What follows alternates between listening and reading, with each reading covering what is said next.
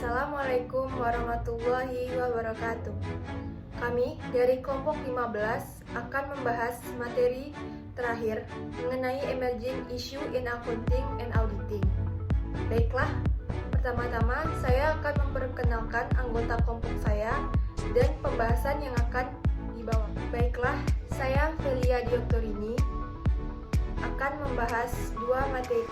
Itu pertama mengenai faktor yang mempengaruhi penelitian akuntansi dan auditing, peraturan serta praktiknya. Yang kedua yaitu masalah seputar aplikasi akuntansi nilai wajar selama krisis keuangan global. Saya Nabila Desia. Di sini saya akan membahas tentang kemungkinan arah dalam pengaturan standar akuntansi internasional di masa mendatang. Saya Nabila Rani Rofika akan membahas materi keempat, yaitu tentang akuntansi ketahanan, pelaporan, dan jaminan keberlanjutan.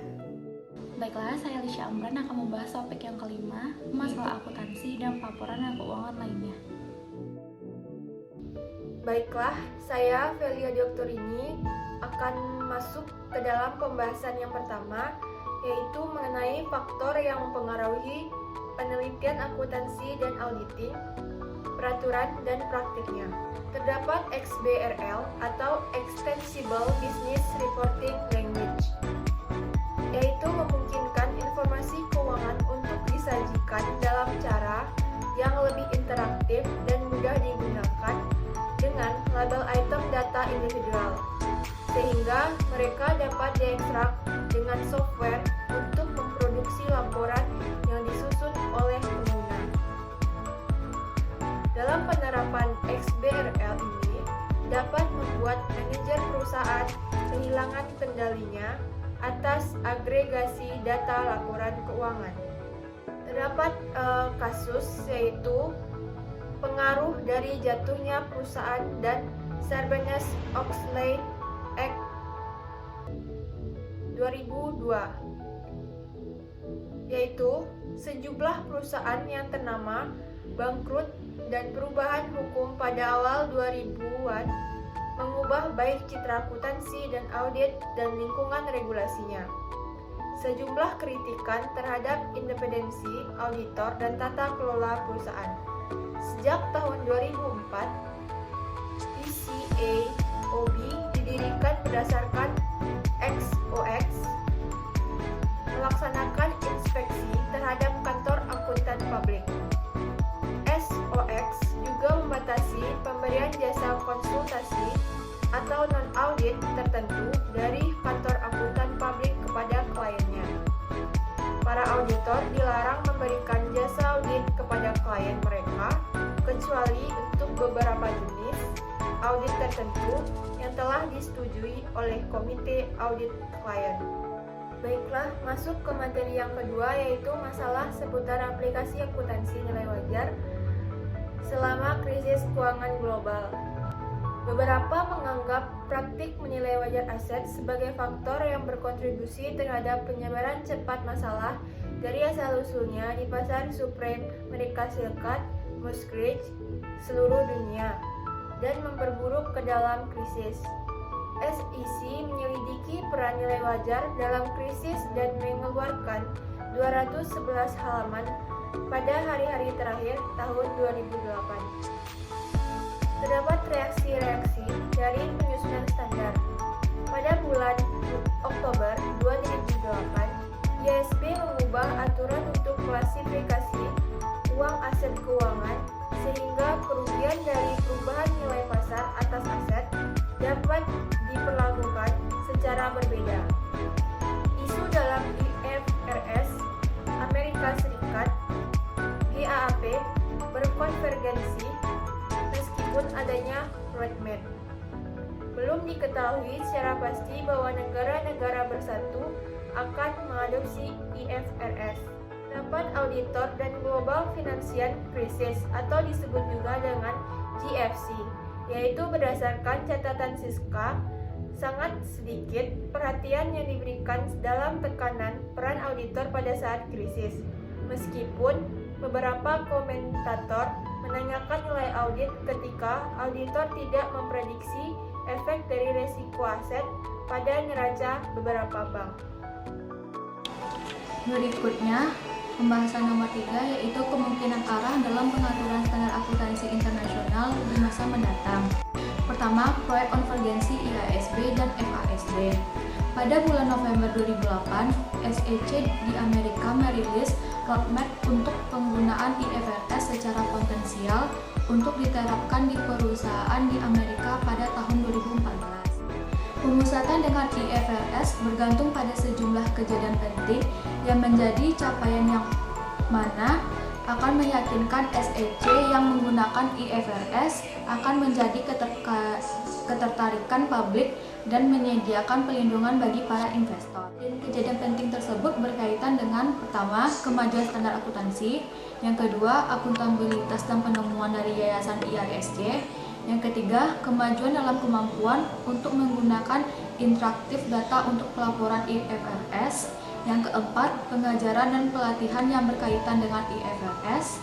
Yang kelima, penggunaan awal yang terbatas terhadap IFRS, di mana hal ini akan meningkatkan daya banding dengan investor Amerika.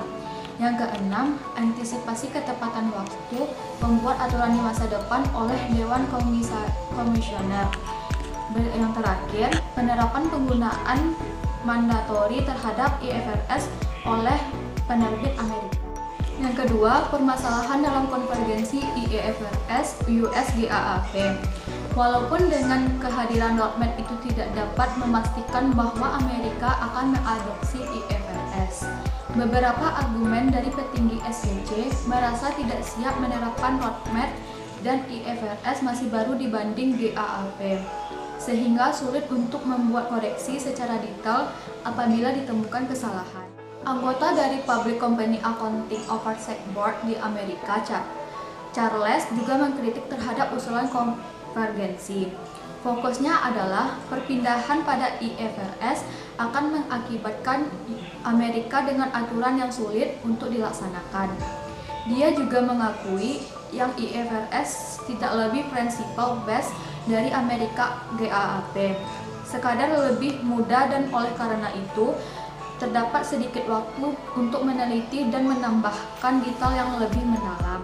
Yang ketiga, standar audit internasional. Ada beberapa akuntan menyarankan pemindahan pengimplementasian dari GAAP ke IFRS membutuhkan standar audit yang baru. Alasan standar audit itu efek globalisasi dari bisnis dan share market menciptakan permintaan terhadap standar internasional. Pendekatan audit memiliki implikasi penting bagi pengadopsian principle based standar akuntansi IFRS karena pendekatan yang ada berfokus pada pelaksanaan aturan daripada prinsip. Standar audit juga merupakan standar diinternasionalisasi untuk beberapa alasan sebagai standar akuntansi yang mana bisnis global dan harga pasar menciptakan permintaan untuk standar global. Selanjutnya, materi keempat yaitu akuntansi ketahanan, pelaporan, dan jaminan keberlanjutan. Apa itu akuntansi ketahanan dan pelaporan? Akuntansi ketahanan dan pelaporan merupakan bagian dari akuntansi sosial yang menurut Gray, Owens, dan Adams beranggapan bahwa kombinasi untuk beberapa hal yang berbeda dan media yang berbeda untuk pengguna yang berbeda serta untuk tujuan yang berbeda merupakan akuntansi sosial. Akuntansi sosial dan pelaporan bertujuan untuk mengonservasi dan memahami permasalahan yang tidak dapat dijelaskan oleh fungsi akuntansi tradisional menjadi bentuk yang dapat digunakan untuk pengambilan keputusan oleh individu yang tidak harus secara langsung atau hanya memperhatikan keberhasilan keuangan suatu perusahaan. Kategori 4 dan 5 asumsi ontologi sesuai dengan akuntansi sosial. Asumsi ontologi tersebut yaitu realita sebagai wacana simbolis dan realitas sebagai konstruksi sosial. Pendekatan riset dengan naturalistik oleh sebagian peneliti akuntansi sosial merupakan studi kasus dan wawancara untuk mengerti bagaimana akuntansi terbentuk dan bagaimana pengalaman dari setiap partisipan. Ketahanan digunakan untuk dan menginterpretasikan dengan cara yang berbeda-beda. Ketahanan berkaitan dengan perlindungan, yaitu ekofisiensi, sama halnya seperti keadilan antara masyarakat dan generasi atau eco-justice. Tersebut berarti bahwa pelaporan lingkungan merupakan bagian dari ketahanan dan informasi yang berhubungan dengan kepegawaian, komunitas, dan lingkungan dalam suatu laporan ketahanan yang dipublikasikan oleh perusahaan. Selanjutnya, perkembangan terbaru dalam pelaporan ketahanan.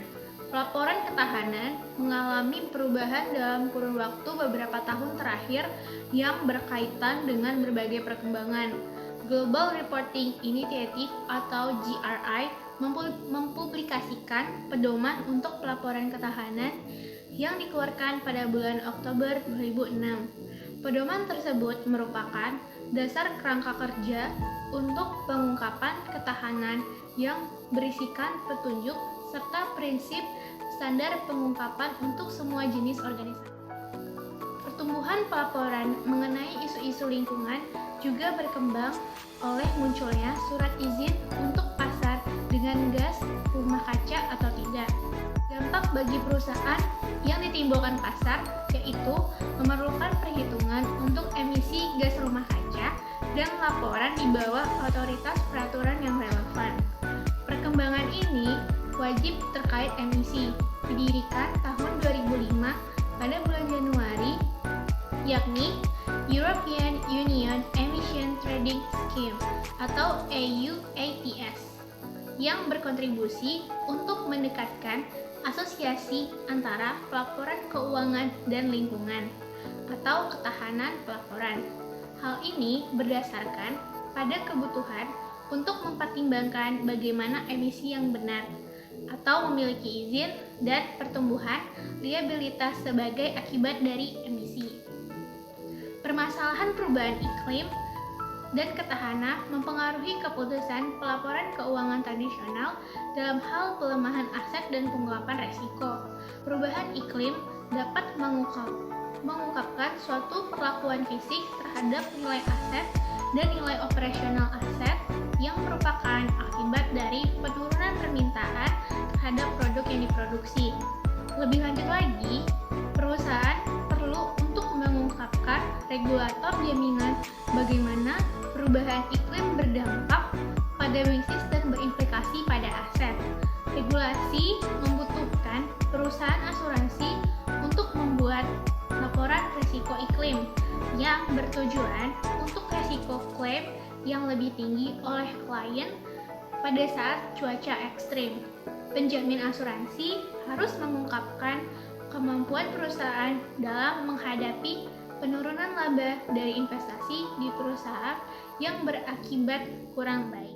Selanjutnya, kecenderungan dalam jaminan pelaporan keberlanjutan. Jaminan independen menyediakan kepercayaan bagi stakeholder terhadap kredibilitas, kerelevanan, dan keandalan dari laporan. Berbagai negara, laporan keuangan harus diaudit. Laporan keuangan internal hanya dapat ditinjau. Perbedaan antara audit dan review adalah pada tingkat penyediaan jaminan oleh auditor berdasarkan pada keandalan dari informasi yang disediakan oleh perusahaan. Audit menyediakan tingkatan yang sesuai dari jaminan dan review menyediakan hanya pada tingkat jaminan yang terbatas. Audit menyediakan pengurangan dalam resiko, komitmen, asuransi karena kinerja auditor lebih baik dan bukti serta prosedur lebih efektif untuk mendukung opini pada suatu laporan keuangan. Pada saat ini, banyak perusahaan mencari jaminan untuk laporan keberlanjutan. Pemisahan kepemilikan dan manajemen muncul dari permintaan untuk auditing. Hal ini berdasarkan pada teori positif auditing. Perlindungan harga menyediakan insentif bagi manajemen untuk biaya auditing, di mana biaya tersebut lebih rendah dari keuntungan peningkatan dalam harga saham. Penerapan dalam teori jaminan keberlanjutan menganjurkan bahwa suatu perusahaan dengan keuntungan terbesar dari peningkatan kredibilitas laporan keuangan akan mencari asuransi atau jaminan perusahaan dengan keuntungan terbesar akan lebih tinggi kemungkinannya untuk terlihat dan berpotensial menimbulkan industri dengan polusi tinggi. Standar audit laporan keuangan luas menurut buku Godfrey adalah pedoman batasan otoritas untuk komitmen asuransi, laporan ketahanan atau laporan keberlanjutan dan informasi emisi karbon. ISAE 3000 tentang komitmen asuransi lain dari audit atau review informasi keuangan historis yang dipublikasikan oleh IAASB menyediakan beberapa pedoman umum tetapi tidak tertuju pada permasalahan yang spesifik mengenai laporan keuangan, keberlanjutan, dan laporan emisi karbon. Baiklah, saya Alicia Amran akan melanjutkan topik pembahasan yang kelima, yaitu masalah akuntansi dan pelaporan dan keuangan lainnya. Yang pertama, akuntansi air. Akuntansi air saat ini sedang dikembangkan oleh Dewan Standar Akuntansi Air atau WASB di Australia dengan proyek serupa di berbagai tahap pengembangan di tempat lain. Para WASB merilis edisi pertama kerangka konseptual akuntansi air atau WACF dan awal standar akuntansi di Australia atau PAWAS pada tahun 2009. Para WACF dan PAWAS mengatur penyusunan dan penyajian laporan umum tujuan air akuntansi atau GPWARS oleh badan tertentu. Tujuan utama dari akuntansi proyek air adalah untuk memiliki sistem akuntansi dan pelaporan yang akan menginformasikan keputusan tentang alokasi sumber daya air dan meningkatkan kepercayaan publik dan investor tentang pengelolaan air di Australia. Tujuan WASB tentang mengembangkan standar akuntansi air dan prosedur untuk memfasilitasi pengambilan keputusan oleh berbagai pengguna yang peduli tentang distribusi, sumber manajemen, dan penggunaan air adalah sama dengan tujuan sektor akuntansi keuangan standar. WASB telah menggunakan kerangka konseptual akuntansi keuangan dan pengaturan standar proses untuk mendukung pengembangan akuntansi air. WACF didasarkan pada model standar akuntansi keuangan dan berkaitan dengan tujuan dan isi laporan akuntansi tujuan air umum. WACF mengatur tujuan laporan akuntansi air tujuan umum, yaitu untuk entitas pelaporan, karakteristik kualitatif dari informasi yang dilaporkan, unsur-unsur dari laporan-laporan, ketika unsur-unsur diakui dalam laporan akuntansi air, dengan tujuan umum dan bagaimana mereka diukur, dan pengungkapan kepatuhan serta jaminannya. Sistem akuntansi air yang diadopsi oleh WASB adalah sistem akrual, di mana laporan untuk entitas laporan air kebanyakan akan meliputi pertanyaan arus air fisik, pertanyaan air aktiva dan kewajiban air, pernyataan perubahan aktiva air dan air kewajiban, pengungkapan catatan, pernyataan kepatuhan, dan pernyataan jaminan. Tujuan bahwa laporan adalah untuk memberikan informasi untuk pengambilan keputusan telah membutuhkan pengembangan laporan pada definisi elemen dari laporan-laporan seperti aktiva, kewajiban, dan perubahan aktiva dari kewajiban tersebut. Laporan akuntansi air akan memberikan informasi tentang saham dan arus sumber daya air, bukan hanya data dan klaim yang dimuat oleh manajemen bergantung pada data yang bersumber di luar sistem formal akuntansi, seperti dalam pelaporan keberlanjutan. Dengan cara yang sama, bahwa auditor laporan keuangan menambah nilai atas laporan keuangan dengan meningkatkan kredibilitas mereka. Diharapkan bahwa laporan air akan diaudit. Auditor bisa memberikan jaminan pada laporan air dengan keuangan dengan menggunakan keterampilan yang sama dan teknik yang digunakan untuk laporan audit keuangan. Meskipun mereka kemungkinan akan perlu mencari pendapat mengenai masalah teknis dari insinyur dan ahli kualitas air. Akuntansi air juga merupakan contoh yang tidak biasa dan inovatif dari perpanjangan kerangka akuntansi keuangan untuk konteks dan keuangan. Jika akhirnya berhasil, itu bisa mendorong formalisasi standar dalam aplikasi lain dari pelaporan dan keuangan. Yang selanjutnya yaitu akuntansi air versus dengan akuntansi emisi gas rumah kaca atau GGP. Satu perbedaan kunci antara standar air akuntansi dan standar GGP adalah penekanan pada momen akuntansi untuk saham dan arus air menggunakan proses akrual. Pendekatan pengukuran akuntansi air berasal dari adopsi eksplisit tujuan untuk menghasilkan